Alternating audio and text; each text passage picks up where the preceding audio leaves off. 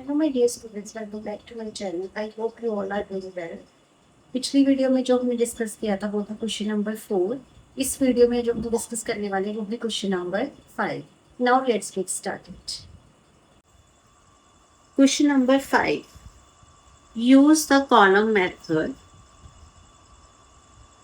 Use the column method to find the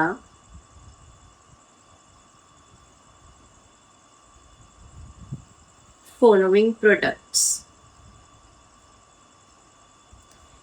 Then the first part is 3a plus 5 2a minus 3. अब इस question में हमने सबसे पहले क्या करना है, हमारे पास दो ब्रैकेट्स आपके पास है. सबसे पहले हम यहाँ पे लेंगे 3a. अब ये जो हमने 3a ले लिया है ये पूरी ब्रैकेट के साथ क्या हो जाएगा, मल्टीप्लाई.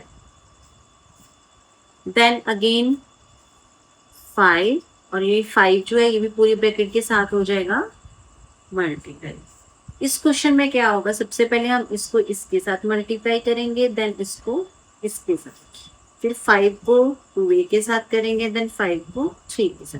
तो 3 2 ज़ा 6, a multiply a square minus 3 3 ज़ा 9a प्लस 5 2 ज़ा 10a प्लस माइनस 5 3 ज़ा 15. Then answer is 6a square minus 9a plus 10a minus 15. Then the second part is m square plus n square, m square minus n square. अब इस question में हमारे पास एक identity use की गई है. वो आइडेंटिटी हमारे पास क्या है, a plus B a minus B. और a plus B a minus B किसके इज इक्वल टू होता है, a square minus B square. अब इस क्वेश्चन में हमारे पास जो a की वैल्यू है वो है m स्क्वायर, देन b की वैल्यू जो है वो है हमारे पास n स्क्वायर. तो put this values in this form. a की वैल्यू m स्क्वायर, तो m square whole raise to power square minus n square whole raise to power square. m raise to power 2 2 ज़ा 4 minus n 2 2 ज़ा 4. Then answer is m raised to power 4 minus n raised to power 4. Next part is third part. 2 upon 7l minus 1 upon 4m. 2 upon 7l minus 1 upon 4.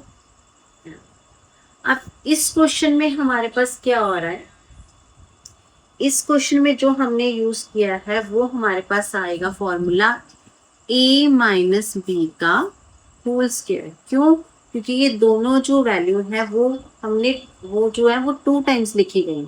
a की value 2/7l है और b की value 1/4 है. तो यहाँ पे जो formula use होगा वो होगा a माइनस बी का होल स्क्वायर. तो a माइनस बी का होल स्क्वायर का फॉर्मूला क्या होता है, a square plus B square minus 2ab. अब हम ये जो हमारे पास वैल्यूज है इसको हमने इस फॉर्मूले में पुट करना है. देन a की वैल्यू हमारे पास क्या आ जाएगी, 2/7 है. देन b की वैल्यू हमारे पास आ जाएगी 1/4m. a की वैल्यू 2/7l का होल स्क्वायर प्लस b की वैल्यू 1/4m का whole square, then minus 2 multiply 2/7l multiply 1/4.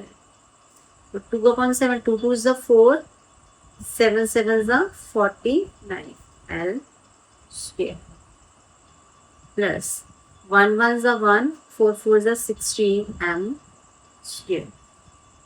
2 1 is 2, 2 2 is 4, 2 के साथ 2 कट जाएगा, तो ये आ जाएगा आपके पास -1/7 L। Then answer is 4/49 L square plus 1/16 M square minus 1/7 L M. Then the last fourth part is 4a minus 5 a square plus b square minus 2ab। अब इस क्वेश्चन में सबसे पहले क्या होगा, पहले हम 4a को ये पूरी ब्रैकेट के साथ मल्टीप्लाई करेंगे, फिर हम ये वाले 5 को पूरी ब्रैकेट के साथ मल्टीप्लाई करेंगे। तो सबसे पहले हमने 4a लेना है, 4a पूरी ब्रैकेट के साथ मल्टीप्लाई हो जाएगा a square plus b square minus 2a।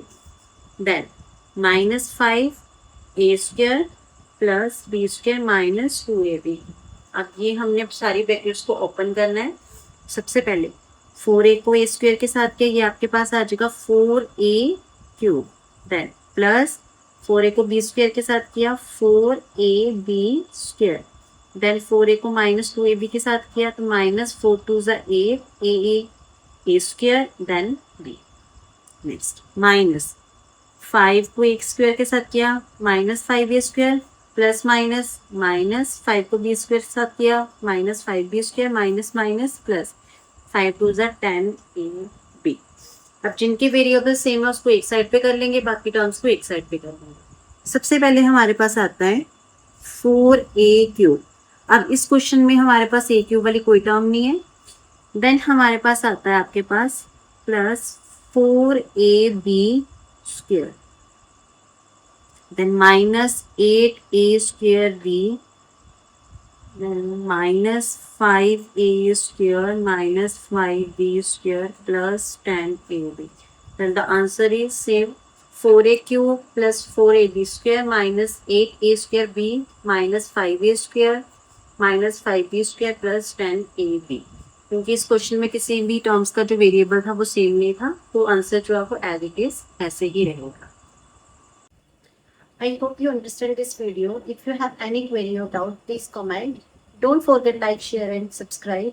Stay tuned for more videos. Thanks for watching.